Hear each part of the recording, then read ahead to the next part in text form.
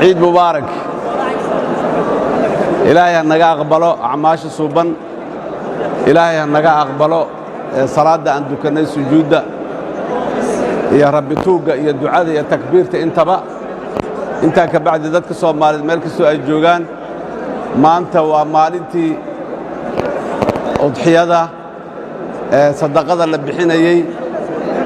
dadka tabarta yar ee walaalaha abaahida laga dhowrayay farxadooda maxaan ku iraadaa iyo sidii ay u farxi lahaayeen la adkeynayay oo la xoojinayay sidaas daraadeed duruufaha dalkeennu maanta uu ku sugan yahay dadkeennuna ay ku sugan yihiinna waan wada ognahay oo waxaa jira abaaraha iyo duruufaha gaarka ah ee deegaanada qaar ka jira waa la ogyahay waana la garanayaa sidaas daraadeed dadka Soomaaliyeed meel kastoo ay joogaan waxaan ugu baaqayaa in ay iskaashadaan iskaalmeeyaan walaalaha ay tabartoodu gaaban tahayna maalinta farxadda leh ee maxaan ku iraadaa udxiyada la bixinayo in ay deriska iyo dadka dan yarta intaba si gaar ah loogu qasdo in sadaqada la gaarsiiyo in maxaan ku iraadaa loo tago caruurtooda iyo ayagaba in laga farxiyo sax maaha ma habboona in adiguna aad faraxsan tahay ilmahaagu ay faraxsan yihiin oo aad wada ciidaysaan dariskaaguna uu dabkoodu dansan yahay ama ilmahoodu aanay faraxsanayn oo aanay ciidaynin sax ma aha walaalaha Soomaaliyeed dariska ka bilaaw dadka taagta yar ee meelaha gaarka ah ku xareysan waxa aad gaarsiin karto inaad gaarsiiso yaraan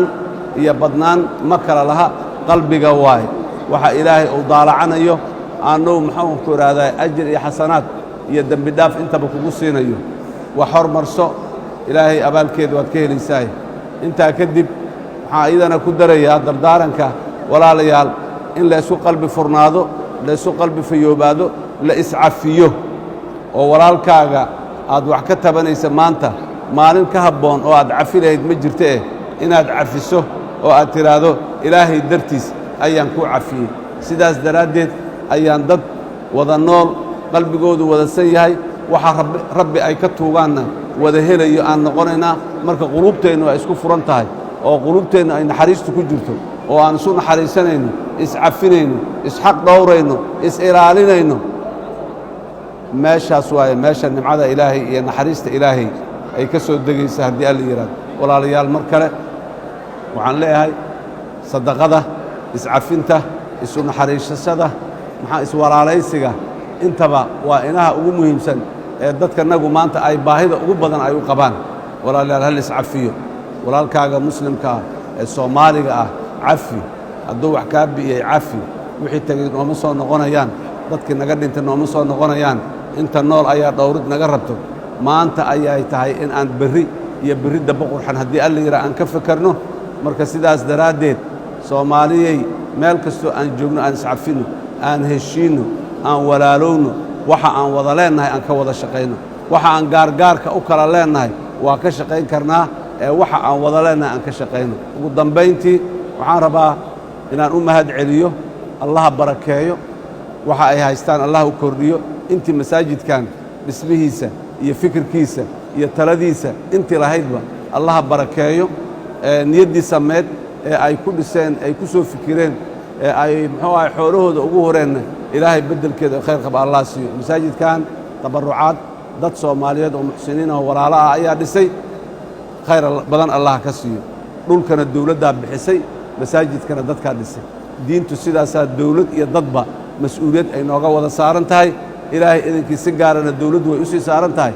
waan ilaalinaynaa waan dhowraynaa wixii horu marinaayo diintaan samaynaynaa wixii maxaanka dhaqankeeda xoojinaayo ayaan samaynaynaa ilaahay idinkiis dadka Soomaaliyeed ee boqolkiiba boqol muslimka walaalayaal diinta ilaahay waa waxa aan ku midaysannahay nasiibka aan leenahay inaan boqolkiiba boqol muslimiin noqon sunniyiin ahaan shaaficiyiin ahaan yacni inaan midaysannahay dhinac walba ka midaysannahay tilmaamay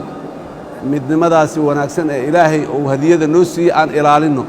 waxa ka soo sokeeya intaas waa camal adduunye iyo maxaanku idhahdaa damac bini aadan ay ku soo dhammaanayaan aan iska ilaalinno ummad fursaddaanoo kala haysata ee noocaan ah ee isku maxaanku idhahdaa hal ummad ah dhalasho wadaagta diin wadaagta af wadaagta deegaan iyo maxaanku idhahdaa dhaqan suuban wadaagta intaba adduunyada kuma badna waa naxariis ilaahay naxariista ilaahay aan ka jawaabno naxariista ilaahay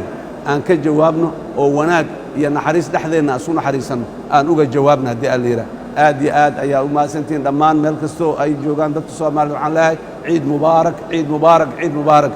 asalaamu calaykum waraxmat ullaahi wabarakaatuh